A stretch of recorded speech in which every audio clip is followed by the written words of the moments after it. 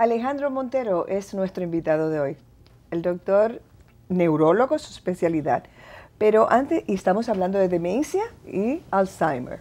Pero antes de eso, yo quiero preguntarle de su vida profesional. Doctor, ¿qué usted hace fuera de ser, yo sé que tiene sus consultas y eso? Entiendo que usted dirige un centro médico. Sí, somos director del Centro de Amistad y Educación Dominico-Japonés. Semadoja es un centro de diagnóstico de imágenes y mi ejercicio privado. Y también, profesor, no hay un pasante en la clínica o un estudiante de medicina que no conozca al doctor Montero. Y es bueno, es bueno. Ellos dicen que él es muy fuerte como profesor, pero que aprenden mucho. Doctor, como estamos hablando de Alzheimer, hemos notado que cualquier persona después de sus 70, 80 años que tenga una conducta, ya hay Alzheimer, mi papá tuvo Alzheimer, porque ese error yo lo cometí. Yo dije que papi tenía Alzheimer por su comportamiento, pero en realidad no sabemos si sí o no, la cual es malo, porque entonces nosotros debemos cuidarnos, porque tal vez es hereditario, porque, pero ¿cuáles son algunos? Yo ahorita voy a leerles algunos de los síntomas que una persona con Alzheimer tiene, para que ustedes se alerten con sus padres, sus abuelos, sus familiares. Pero doctor, ¿cuál sería la diferencia, si es que la hay, entre demencia senil, que es cuando la persona ya está mayor, es que su comportamiento, y Alzheimer? Sí, realmente la predisposición a desarrollar una enfermedad de Alzheimer va concomitantemente con la edad. Entonces se habla de que a partir de los 60, 65 años es que realmente se pone de manifiesto la misma. Y una vez se hace el diagnóstico, hay varias etapas, una etapa que va de leve, moderada a severa. Entonces, en ese proceso, regularmente cuando ya se hace un diagnóstico es porque han transcurrido unos 5 o 8 años. Porque el paciente comienza con un deterioro de su capacidad cognitiva, cosas leves que pudieran regularmente obedecer a problemas depresivos o a problemas de senilidad. Entonces, por eso es importante hacer los diagnósticos diferenciales. De hecho, la enfermedad de Alzheimer es una patología que la maneja regularmente el psiquiatra, no el neurólogo. Exacto. El neurólogo ve al paciente en una primera fase para descartar organicidad, o sea, que el paciente no tenga una encefalitis o una enfermedad de Wilson, por ejemplo, por eso se relaciona con pacientes con depósito de cobre. Exacto, yo leí eso. Sí, porque son de las patologías que pudieran producir un síndrome demencial, deficiencia de vitaminas, como la B12, tiamina, que se ve en pacientes bebedores, y otros factores de riesgo. Entonces, una vez se descarte que no hay tumores cerebrales, hay áreas del cerebro, lóbulo frontal, temporal, que si hay un tumor, puede producir cambio en la conducta de ese individuo. Entonces, por eso el neurólogo interviene.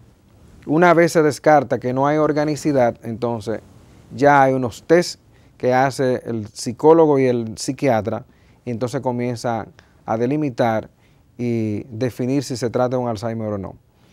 Entonces, en principio es muy difícil hacer el diagnóstico, porque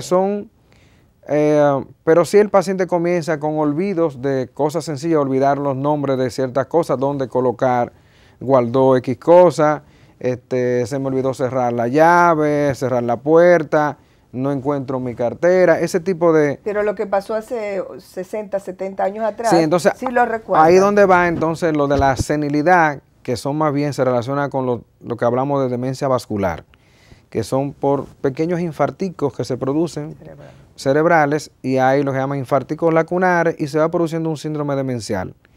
Entonces, en eso son pacientes regularmente de edad, ateroscleróticos, que es otro factor importante. El asunto de la hipertensión arterial es un factor que predispone a la demencia en la enfermedad de Alzheimer. Entonces, por esta razón, uno debe de hacer un escrutinio. Los procedimientos diagnósticos como tomografía, resonancia magnética, el ISPEC y todo ello, realmente son ayudadores para descartar esas otras patologías. Ahora que usted habla de eso, de esos procedimientos para ver, ¿qué usted ve en un cerebro que tenga Alzheimer? O un cerebro que tenga demencia u otra enfermedad neurológica. O sea, si es un Alzheimer, no hay datos concretos que definan la enfermedad radiológicamente. Hay, por ejemplo, algunos cambios, como son lo que se llaman atrofia cortical y subcortical. Hay un área específica que es el hipocampo en la imagen que pudiera alterarse, pero no es patognomónico de Alzheimer. El diagnóstico definitivo se hace por histopatología. Entonces, ahora, perdón, en otro tipo de demencia, por ejemplo, un tumor en el lóbulo frontal, una encefalitis, que hay cambios en los lóbulos temporales y frontales, sí hay alteraciones. En el Creutzfeldt-Jakob, que es un tipo de demencia, hay alteraciones importantes, el lóbulo frontal y temporal, que son características, porque es una destrucción de ese cerebro, que entonces, no ocurre en el ¿por qué Alzheimer los médicos son propiamente. tan liberales en diagnosticar a una persona?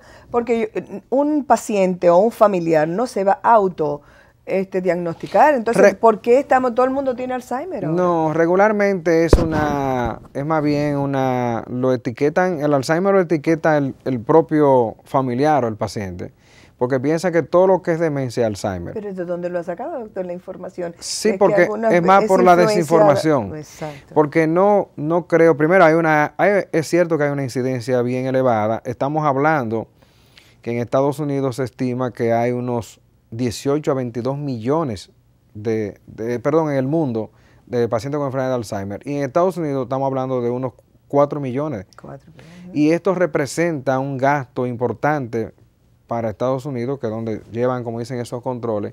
Dicen que ellos invierten unos 125 millones de dólares para el sostenimiento de estos individuos, porque no es como aquí, uno lo ve realmente deambulando, pero allí tienen sitios donde el cuidado, homes que lo ponen, le dedican el tiempo y lo paga el gobierno. Exactamente, lo que implica el cuidado de estos individuos, y además, porque la enfermedad de Alzheimer, el manejo principal es familiar.